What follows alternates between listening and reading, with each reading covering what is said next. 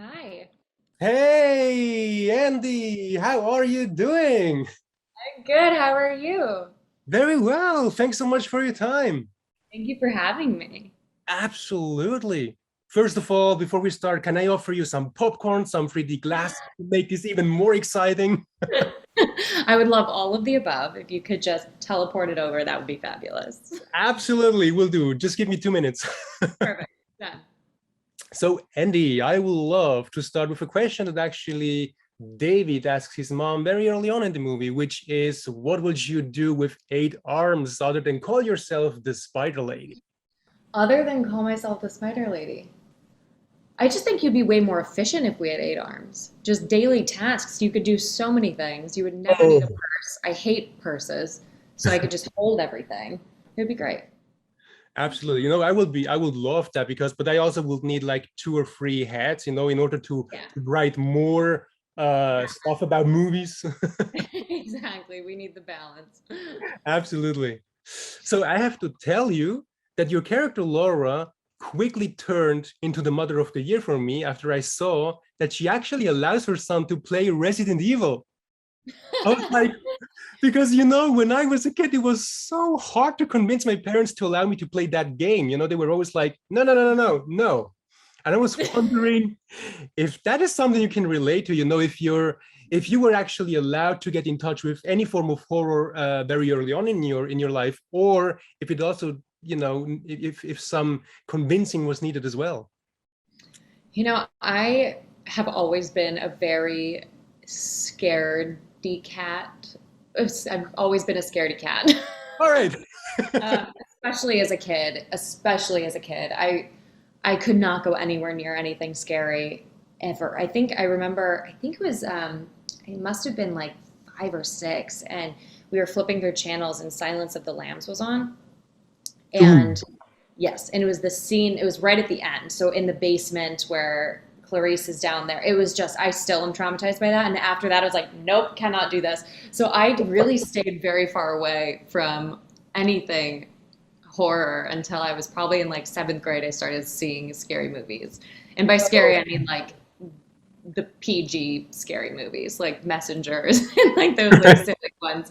Sun is definitely one of the scariest, if not the scariest for me personally, movies that I've been a part of, just because it's that type of horror, the kind of psychological and cult oriented horror that to me is so terrifying because it feels like it can be so real. Absolutely. But I feel like it's so fascinating because if you talk to like John Carpenter or all these great horror movie directors, they all seem to have started watching or reading horror so very early on in life, and it kind of influenced the way they make movies because they would have a completely different connection to it if they would have started watching them at the age of 25 or something. Yeah, horror is such an amazing genre because it allows you to go so many different directions and you can pivot so quickly, and there's so many different subgenres within the genre of horror. It allows for so much more creative freedom because it doesn't limit the world in the way that other genres can. And I think that's why it's so fun to be a part of them and to make them, because it's kind of limitless. And no matter Right. what movie or script or story you're involved in, even if it's all horror, it's all completely different. And um, each I've been in now a decent amount of horror movies, and each one from one to the next is quite different from the one before. So Oh it yeah. never gets old. Absolutely. That's exactly what I felt with Sun, because the first thing I saw when I watched the movie was, it was like a mother-son drama, and the horror elements were added to it. Right, right. And the psychological elements as well. And I think that that was kind of what makes Sun, I think, stand and work quite well is just like the central hold of that mother-son relationship with David and Laura. And I think that's what just grounds it. And at the end of the day, all she is a mom who is doing the absolute best that she can in the worst of situations. Absolutely, exactly. And you know what? That's exactly why I believe that Because there are so many movies that you watch and you might enjoy them, but you don't really talk about them afterwards, but I Yeah. feel like this is a movie you do talk about afterwards with your Mhm. friends, because everyone will sympathize on a different level with your character. Some will say, of course she does what she does, it's her son. And others will say, well, but you don't do that for your son, right? Exactly. And some people, you connected to the fact that she let him play Resident Evil so early, but I guarantee there are some people that are going to be like, excuse you. Yes, absolutely. Everyone's going to have a very different opinion and kind of a different.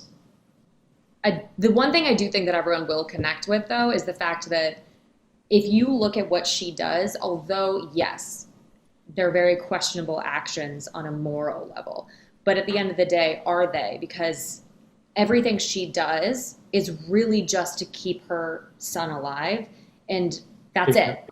It's Mhm. really, it's that simple.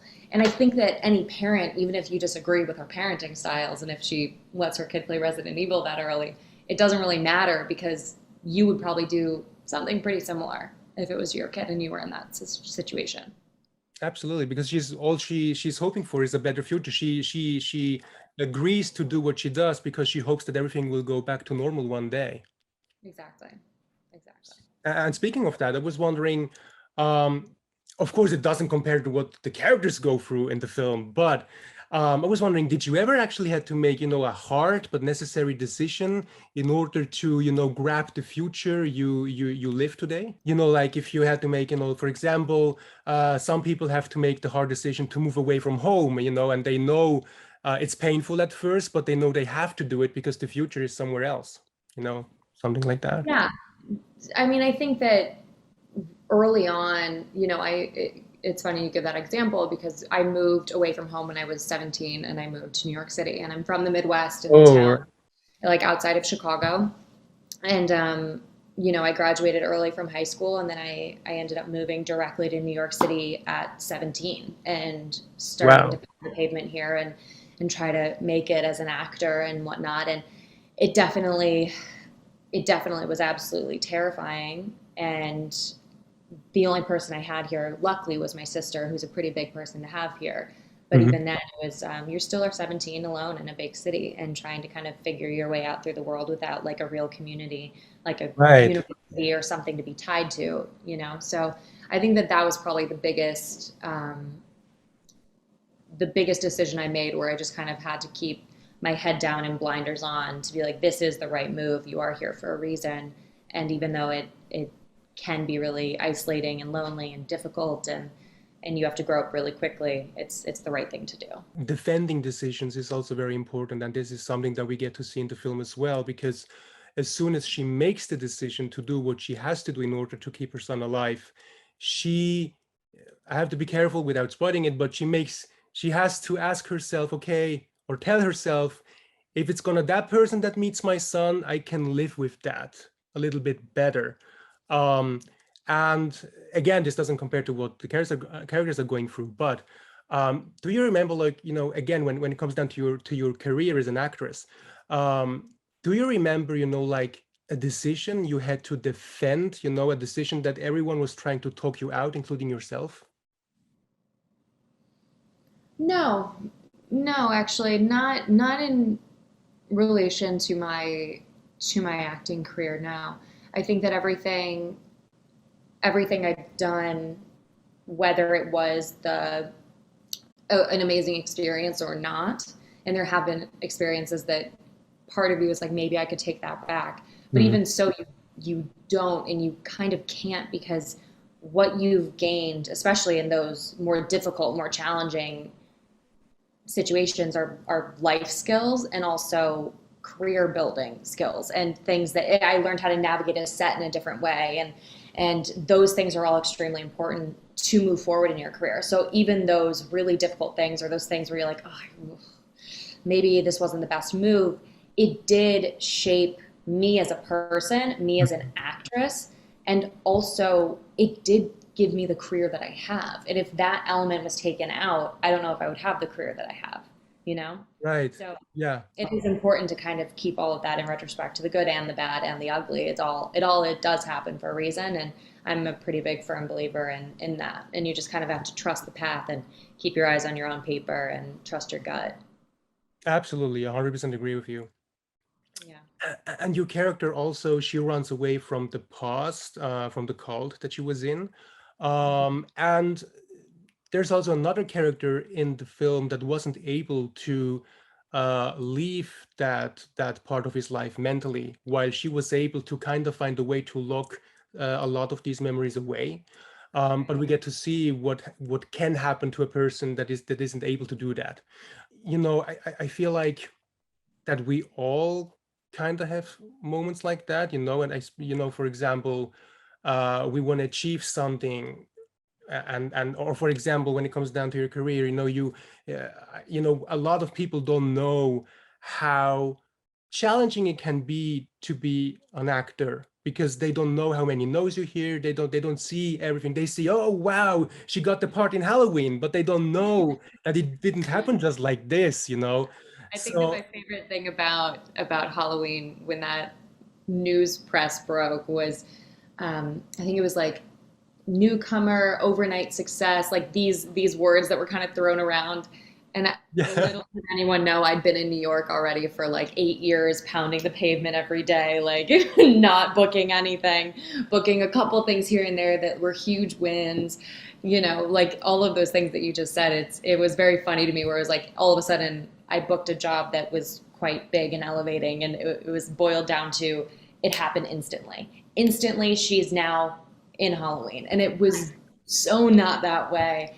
And it was just comical. I was like, yes, newcomer, overnight, overnight success.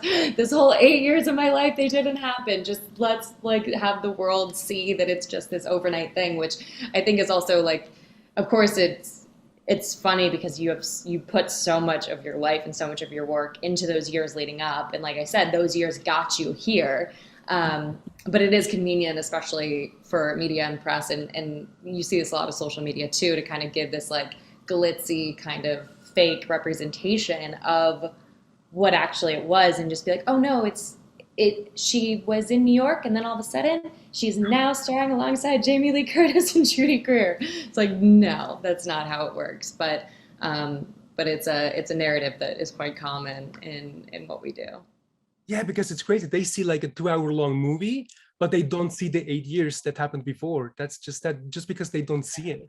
Yeah, this is Yeah. crazy. Even I remember my parents came to set once. I think it was when I was filming the first movie, the first Halloween movie, and they were kind of bored No, really? after a couple of hours, because they didn't realize that like it was amazing and thrilling for the first like hour, and then all of a sudden 2 hours later we're on the exact same scene. They've memorized all of our dialogue at this point, and they're like, really, we're still doing this scene's probably like maybe 45 seconds, and we've been doing it for like 3 hours at this point.